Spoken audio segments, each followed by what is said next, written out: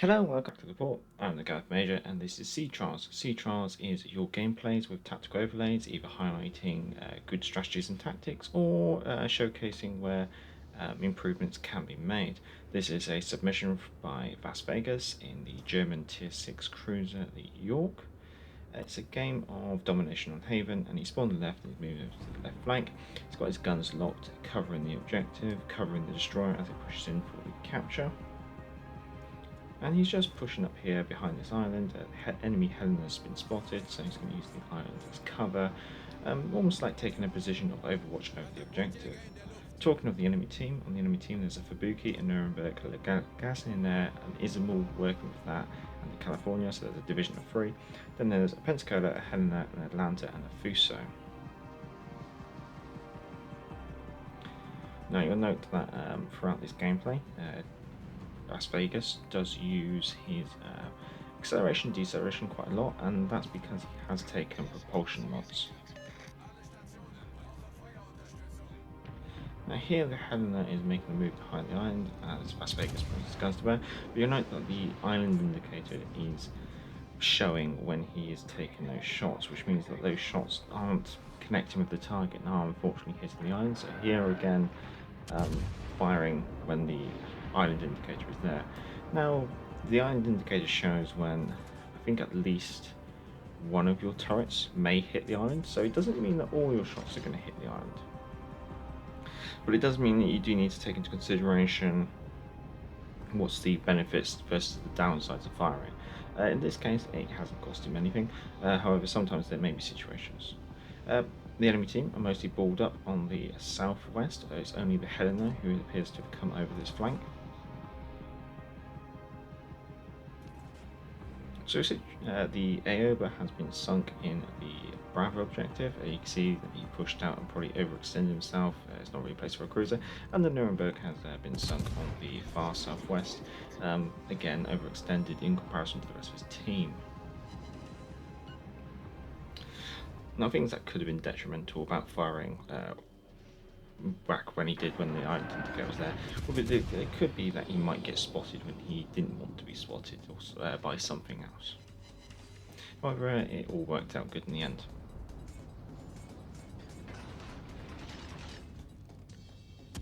Now, the other modules that he has taken on the Yorck has been aiming systems and concealment systems, along with the propulsion mods. Now his Yorck is fully upgraded, so he has got the targeting systems and the upgraded hull, which does improve the gun range, and also the steering shift time and the amount of HP that the Yorck does come with.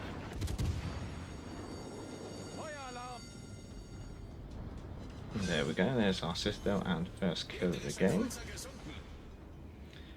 While getting the damage con on straight away to put that fire out, because there's no longer any chance of him being set on fire again or being set on fire very quickly after using his damage con, so it's good time to use it. Now commander wise, he has good to Lutjens, level 10 legendary 1. Abilities Ingenious, which means it shows how many people are targeting him when he's spotted.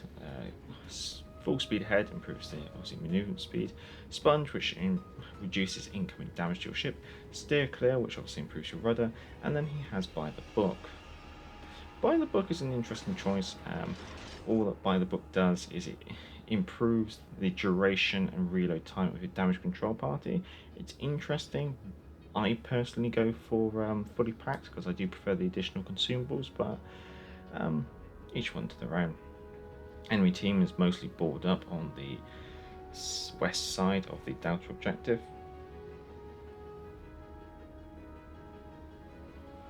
And here VazzVegas is spotted as he comes around the island. So he just lets the Atlanta know that's next to him, because the Atlanta will have better concealment than him and therefore probably won't know that there's something in the area. Talking of the friendly team, there's a T-61, a Bedoni working with an Aoba, 2 Pensacolas, VazzVegas in his Yorck, an Atlanta, which is right there, Queen Elizabeth, and a New Mexico.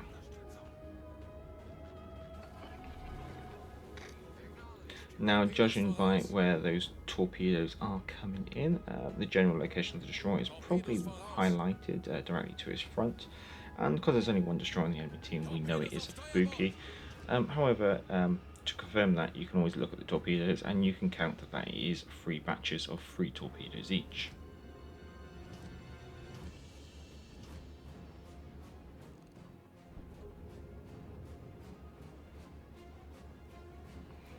Now, judging that he's spotted, there's not many places where that Fubuki could have gone. He's either gone from where I highlighted where he was, he's either gone left or he's gone right. So he's either gone, those arrows marked up on the map just then. So either he's swinging around towards those islands on VazzVegas' left, or he's headed up into the Bravo objective, going through that gap directly to its front. Considering that he's still spotted, the chances of the Fubuki heading for those small islands to the east is not likely, and the Fubuki is now spotted on the minimap directly to VazzVegas' front. Now we can count the torpedoes. 1, 2, batch number 3. So what does that mean? That means the Fubuki has fired all his torpedoes, and so even though we have a sonar on, once we've dodged these 3 batches of torpedoes, we know that the Fubuki is going to have about a minute of reload time before he has more torpedoes. Now we've only got 23 seconds of sonar left on the Yorck. Now the Yorck does have a very nice aggressive sonar, so hence he can pick up the Fubuki while he's inside his smoke screen. But why the Fubuki decides to reverse up, I don't know. The Fubuki's got no more torpedoes. He's basically signing his own death warrant here. But VazzVegas is doing the right thing. He's stopping here rather than pushing any more forward, because if he stays here, he makes sure that the engagement stays as a 1v1 between him and the Fubuki. And there goes the Fubuki, kill number 2. The reason why I'm saying try and keep it as a 1v1 is because if he pushes around the corner, he then exposes himself to the rest of the enemy team. So this is the thing, it's about reading that mini-map. Don't get tunnel vision about a single target. Make sure that you're obviously going to try and engage that target, but also reading that mini-map and making sure that you're not making yourself an available target to more enemies than you need to. So, apart from the initial leading capture zones at the start of the game, where VazzVegas' team did hold 3 of them, it's now a 2 apiece, and it's a 5 versus 4.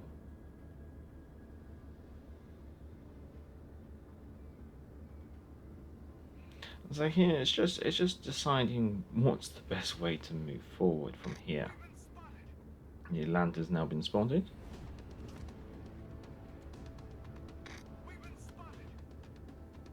Once is enough though, there's no need to report it multiple times.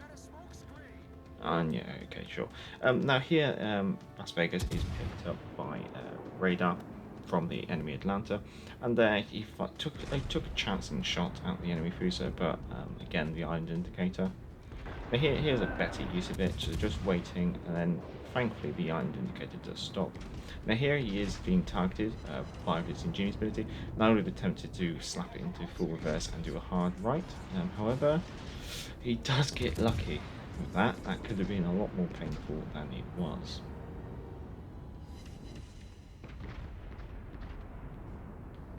So the friendly Atlanta is starting the golden shower of pain on the Fuso.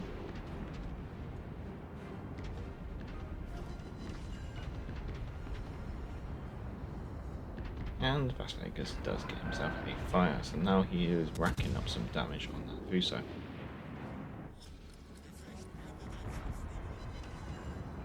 Gets himself another fire, and you would have saw it probably about 10 or 15 seconds ago where he took a quick location check on where he was and where the island was in front of him, just to make sure that he didn't tactically beach into the island. Now his catapult fighter is available, so there's no point holding on to it. You might as well launch it, considering it does have a 6-minute duration.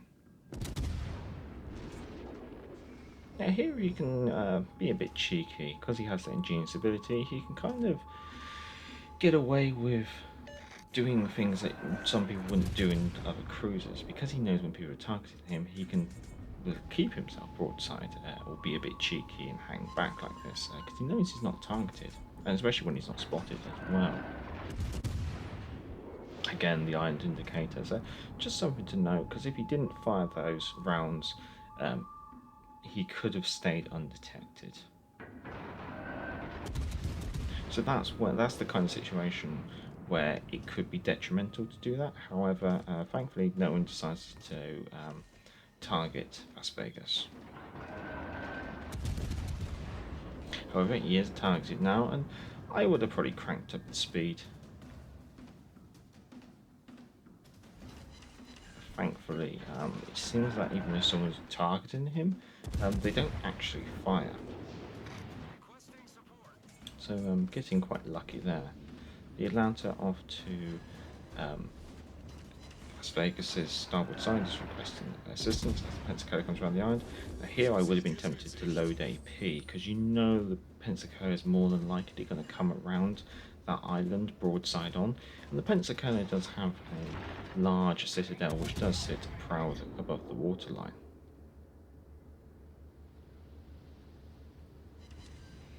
However, another volley of HE, and now the Pensacola is turning out.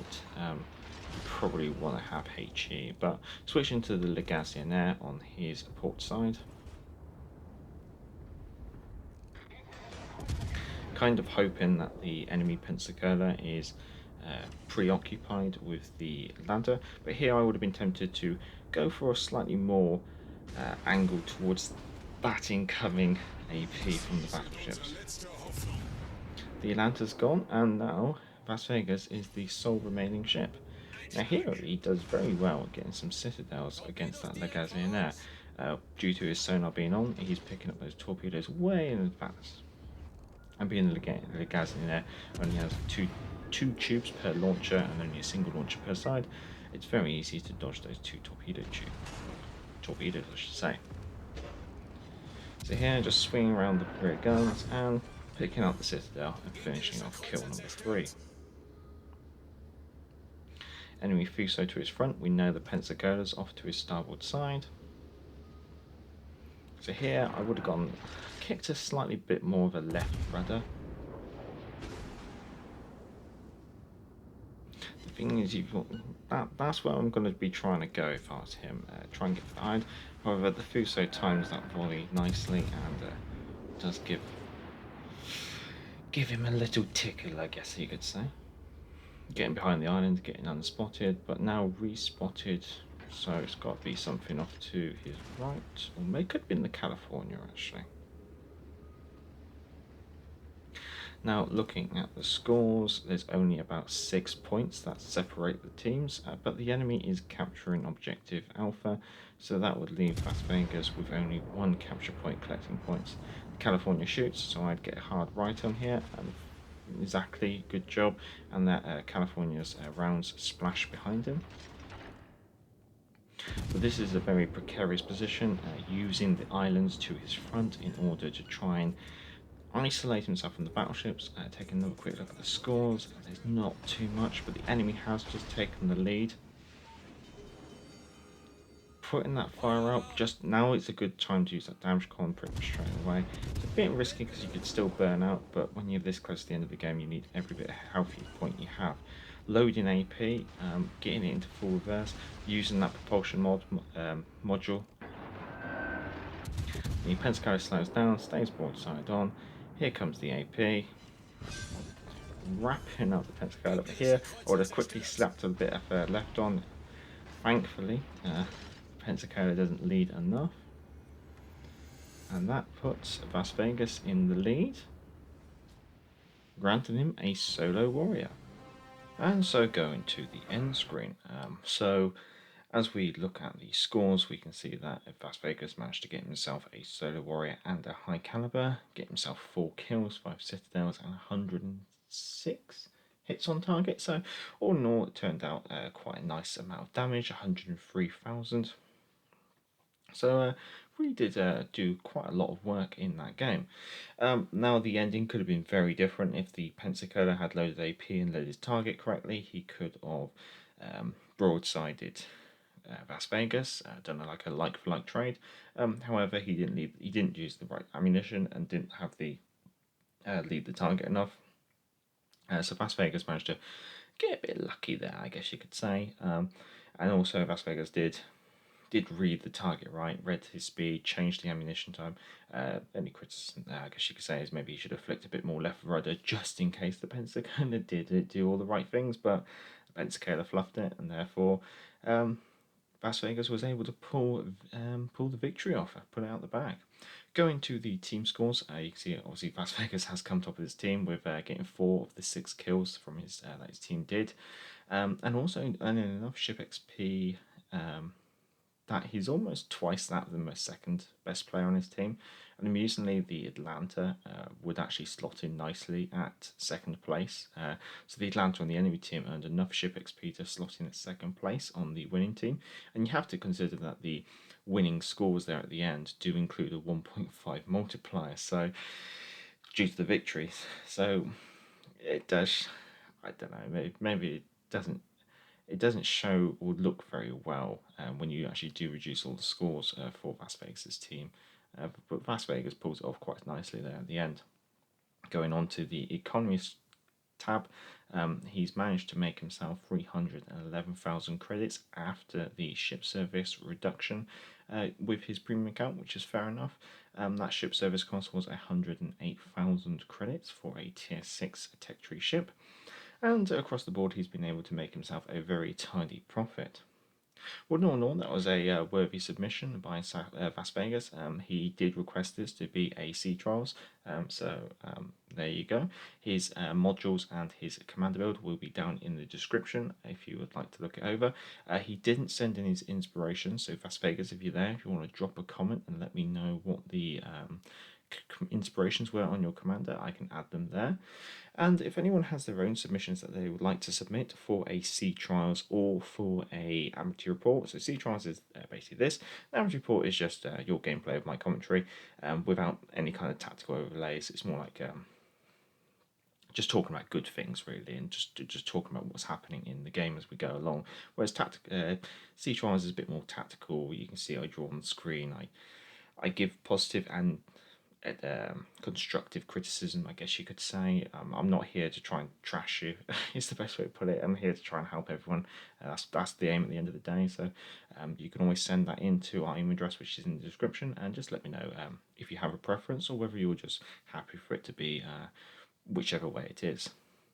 Well, if you've enjoyed the video, give it a thumbs up. If you like this kind of content, feel free to subscribe. And if you are already a subscriber, I'd like to say thank you very much, guys, for your continued support, comments. It's always much appreciated. So thank you very much, guys. Until next time, I'm the guy for Major. I'm back to the port.